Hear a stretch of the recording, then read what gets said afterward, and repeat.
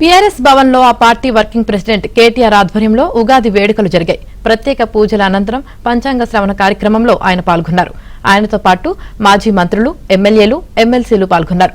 మరోవైపు పార్టీ అధ్యక్షుడు కేసీఆర్ రాష్ట్ర ప్రజలకు ఉగాది శుభాకాంక్షలు తెలిపారు. ప్రజల జీవితాల్లో ఉగాది గుణాత్మక మార్పు తీసుకురావాలని, రైతన్నల సంక్షేమానికి ప్రభుత్వాలు కార్యాచరణ చేపట్టాలని ఆయన ఆకాంక్షించారు. ఉగాది పచ్చడిలాగే జీవితంలో షడ్రుచులను ఆస్వాదించాలని కేసీఆర్ అన్నారు.